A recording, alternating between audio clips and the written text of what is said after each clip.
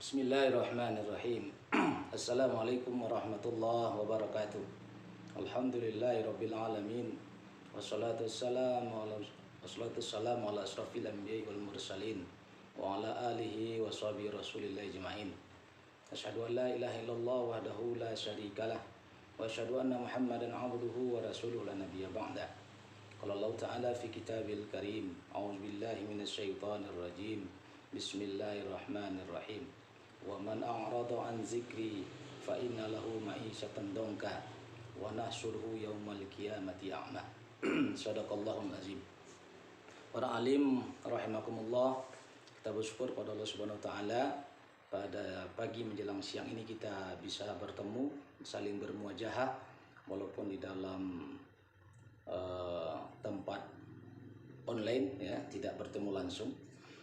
Kemudian salawat dan salam semoga tercurah kepada junjungan kita Nabi besar Muhammad sallallahu alaihi wasallam. Pada kesempatan kali ini saya diminta untuk menyampaikan tentang kebobrokan dan ketidakmampuan rezim melindungi rakyat sehingga banyak problem yang menghadang di depan mata. Sebagaimana yang sudah disampaikan oleh para ustadz, para alim sebelumnya, bahwa sebenarnya hari ini kalau kita perhatikan ketika kita menjalankan sesuatu, dua hal yang harus kita perhatikan. Yang pertama sistemnya, yang kedua adalah orangnya. Sistemnya tadi sudah dibicarakan begitu panjang lebar oleh beberapa pembicara sebelumnya. Kemudian yang kedua kita akan bicara nanti orangnya. Jadi kenapa orang yang ada hari ini atau penguasa yang ada hari ini tidak mampu untuk melindungi rakyatnya sehingga banyak muncul persoalan? Maka sesungguhnya persoalan utamanya bukanlah kepada orangnya, tapi kembali kepada sistemnya. Maka hari ini sebenarnya yang menjadi tonggak utama persoalan itu adalah ketika kita hari ini, negeri yang kita cintai ini menjadikan demokrasi sebagai sandaran atau sebagai dasar dalam kita bernegara dan berbangsa. Kenapa begitu? Karena memang di dalam sistem demokrasi itu salah satu yang paling penting menjadi anutan mereka adalah asyiadah li sya'bi. Kedaulatan itu ada di tangan rakyat. Padahal ketika kita menjadikan kedaulatan di tangan rakyat, atau ketika kita menjadikan rakyat sebagai sumber hukum, ketika kita menjadikan rakyat sebagai tempat kita berpijak, kita melupakan Allah Subhanahu wa taala, maka Allah menjamin kepada kita kehidupan yang sempit. Maka Allah mengatakan dalam surat Toha yang kita bacakan di awal tadi, wa man a'rada an zikri fa inna lahu ma'isyatan donka. Barang siapa yang berpaling dari peringatanku, maka Allah akan memberikan kepada dia kehidupan yang sempit. Maka muncul berbagai macam problem, muncul berbagai macam persoalan di tengah-tengah masyarakat kita. Ketika persoalan itu begitu besar, ketika mereka para penguasa tidak menjadikan hukum Allah Subhanahu wa taala sebagai tonggakan, sebagai sumber dari segala sumber hukumnya, itu menjadikan berbagai persoalan menimpa umat ini. Kemudian juga kalau kita perhatikan dalam sistem demokrasi ini kan harus harus didukung oleh beberapa kebebasan. Ada namanya kebebasan beragama, ada namanya kebebasan berbuat, ada namanya kebebasan berpemilikan, dan kebebasan berpendapat. Ya, jadi kalau kita lihat dari berbagai macam kebebasan yang diberikan itu, maka artinya penguasa hanya tinggal lihat saja, ya, tinggal memperhatikan agar kebebasan itu terjadi. Nanti kalau kebebasan itu dibiarkan di tengah-tengah masyarakat, tentu timbul banyak persoalan di tengah-tengah masyarakat. Sebagai contoh kebebasan beragama, hari ini kita dikatakan oleh Menteri Agama umpamanya, jadikanlah Islam itu sebagai sebuah inspirasi, tapi jangan jadikan Islam itu sebagai sebuah aspirasi. Ya, ini kan jadi persoalan bagi kita. Kita berbuat, bertindak, bergerak itu berdasarkan Islam yang menginspirasi kita, tapi kita jangan coba bawa Islam itu ke ranah umum, ke ranah publik. Kita jangan ajak-ajak orang lain, karena tidak boleh kita menjadikan Islam itu sebagai aspirasi. Itu namanya sekularisme atau kebebasan berbuat. Hari ini orang disuruh untuk berbuat apa saja, terserah dia, tapi memang yang membatasi adalah keinginan para penguasa. Jadi penguasa tak ingin masyarakat berbuat yang mencoba menghalangi apa yang dia inginkan. Atau kebebasan berpemilikan. Sebagai contoh hari ini tentang miras yang kita sedang bahas hari ini, bahwa Mereka asalkan mendapatkan uang, asalkan mendapatkan untung, ya mereka semua mereka legalkan. Ketika mereka merasa keuangan negara ini kurang, maka dibikinlah investasi yang bisa menghasilkan uang kepada negara. Mereka tidak memperhitungkan, tidak mempedulikan apakah yang mereka lakukan hari ini itu halal atau haram. Mereka tidak peduli. Ya. Kemudian ada kebebasan berpendapat. Mereka boleh berucap apa saja yang mereka sukai, tapi mereka melarang setiap orang berucap dengan apa yang tidak dia sukai. Jadi di satu sisi mereka ingin kebebasan, di satu sisi mereka menghambat kebebasan. Kemudian yang perlu kita perhatikan juga dalam sistem ini, mereka mengatakan kepada kita bahwa yang namanya penguasa itu adalah, atau pemerintahan itu adalah, kekuasaan itu adalah dari rakyat, oleh rakyat, dan untuk rakyat. Mereka mengatakan kekuasaan tertinggi itu di tangan rakyat, bahkan kedaulatan di tangan rakyat. Tapi pada kenyataannya kita lihat hari ini, rakyat itu hanya dijadikan tempat untuk mendapatkan kekuasaan.